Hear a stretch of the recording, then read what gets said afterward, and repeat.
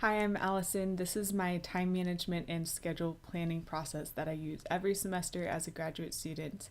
I've developed much of this naturally, and some of these things I've learned from friends or read, and I'm sharing this with you as if you were a friend or family member who has asked how I efficiently manage my time and schedule my tasks that are related to my goals for each semester and for what I want to accomplish both short term and long term. So hopefully you'll gain some insight into this process and maybe consider the way that you plan your schedule and learn some tips that you can apply. The first method is parallel tasking. I recommend this way of scheduling as opposed to block tasking. For undergraduate students especially, I use this type of schedule when I had several courses in a semester that I was trying to plan my work for.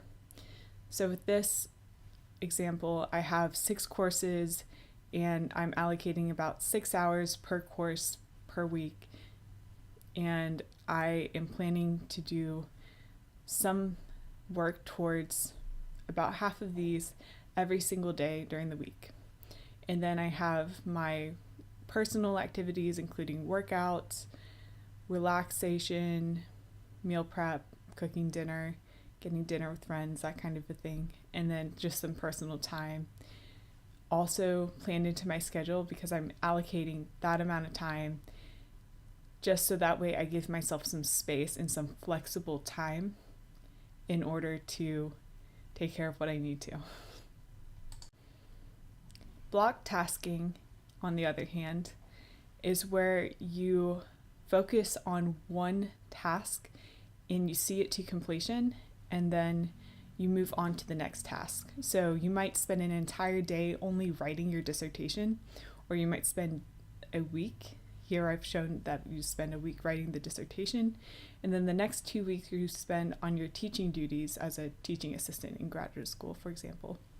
And then the next week you might focus solely on your dissertation again, and then the week after that you focus on testing and your research analysis, followed by a few more weeks of dissertation, and then maybe at the end you have a week of grading for midterms or something. So this is easier to do than the parallel tasking when you have only 1 to 3 tasks that you can focus on solely, instead of trying to balance 5 to 8 priority tasks throughout an entire semester.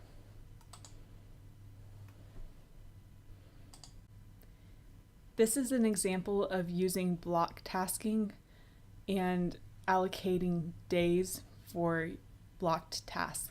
For example, on Monday, I'm just focusing on doing my teaching duties, and then on Tuesday and Wednesday, I'm focusing on my dissertation. Thursday is research testing.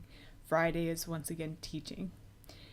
And then I have added up all of the hours here. This comes to a total of 60 hours.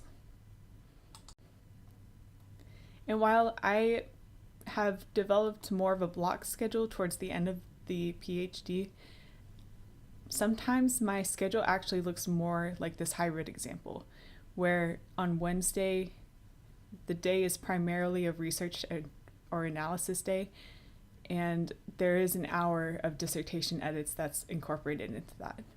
And then on Thursday, it's kind of a mixed day, where I'm trying to catch up on different things from the week prior. And then Friday, it might be primarily teaching, but then there's some research that I have to finish up. And then we'll look at the next part, which is task prioritization and weighting. With this part of the process, I want to consider what is absolutely necessary for me to accomplish in the semester, and I want to only write that down. So for example, I have to get my dissertation written, I have to do my teaching job, I need to make sure that I have a little bit of relaxation and personal time scheduled in. And then I'm going to do the analysis of the Eisenhower matrix and the house of quality. The Eisenhower matrix is a pretty popular method of determining priority versus non-priority tasks. There are 4 quadrants, and one side is based on the importance of the task, and then the other side is based on the urgency of the task. So I think of this as important and time sensitive being the most important category. These are tasks that are due today or tomorrow or this week, and you need to get them done. They are very important, and they're related to your goals. So you don't want to do anything before these tasks are completed, because you definitely do not want to procrastinate these tasks in any way. And if you have any other tasks in any of the other categories that are dependent on another person and are time sensitive, so maybe it's something that you need to complete a portion of and get it sent over to your friend, and then they need to complete their portion and get it back to you in time, I would also consider that to be in this category, but potentially after the tasks that are immediately due. So then there's important and not time sensitive. These are tasks that are on my to-do list, and once I've completed the important and time sensitive tasks, I will do these tasks. And then there's the tasks that are not important, and of those, the time sensitive ones, those are ones that you should delegate to others or automate in some way. For example, as a graduate student, sometimes I will automate my grocery delivery, and that just takes one thing off of my to-do list. And if I'm not near a grocery store at any point during my week or during my month, then that makes it really easy to still get that task accomplished without me actually having to do anything other than reorder my online order. And then there's the category of not important and not time sensitive. For this, you want to not do these tasks because they're both not important and they're not time sensitive. But if you really want to accomplish these tasks still, then consider a way to decrease the amount of effort or time that you have to put into this, possibly by delegating or automating these. Okay, so for the house of quality, this is a concept from design engineering that I learned, and I use this process to weight the tasks in categories that I hope to accomplish for each semester. So you want to consider time costs, or the amount of hours that you're going to need to allocate for each task, and you may want to scale down what you hope to accomplish in a semester in order to decrease the amount of time and energy if you're not able to automate or delegate parts of your task.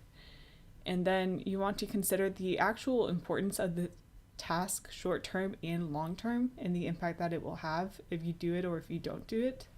And then impact on the other tasks that you want to pursue now or later. So is it more important to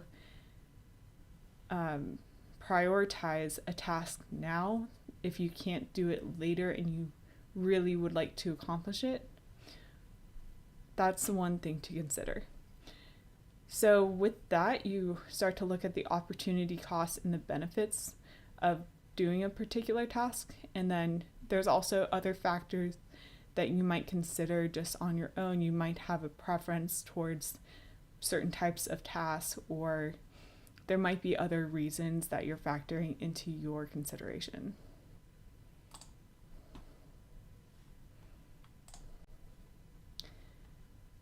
So this is an example of a way that you can weight some of these tasks or categories. For example, if you're taking a licensing exam, maybe you give that a low weight of 1 for short term, because if you're a PhD student towards the end, you're primarily putting your higher weight on your dissertation for both short term and long term impact. And then for the licensing exam example, you might give it a 3 or a high weight for a long-term score, because you will eventually want to take that licensing exam, but is it important to do it this semester? Maybe it's not. Maybe that's something you can do after you defend your dissertation. And so then I just developed this simple weighting here. And for any scores that are 5 or below, I will tend to put those off to pursue at a later date rather than currently. And then you can see for the teaching category, that received a level of 5, which means that I need to do that work, but not necessarily prioritize it as my highest priorities, which seem to be the dissertation and research.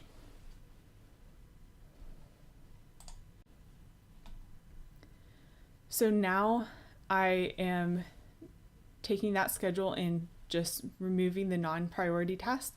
So these are the priority tasks. So let's say that I want to also attend a conference this semester. Then this is what my schedule is going to look like. And I've also included having social time, relaxation time, time for some food prep. And then this is the more bare minimum. So this might be the realistic version of what I'm able to do with the amount of time and energy that I have. And then if I'm able to spare up some more free time, I can accomplish the other tasks.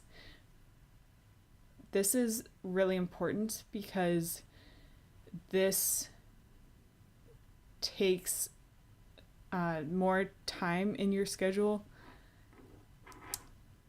and allocates it towards flexible time or time that you're able to give yourself a little bit of grace if you were to get sick or if something were to pop up. You're able to have a little bit of time and freedom to be able to allocate towards those things. Okay, so this is a bare minimum schedule. At the very least, this is what you would have to do in the semester. This is easily manageable. This is only 38 hours a week. This is the very ambitious schedule. This comes out to 60 hours a week. This might be a little bit overwhelming, and you might consider removing some of these things or decreasing the amount of hours and what you plan to accomplish in order to make this a little bit less overwhelming and more reasonable for you.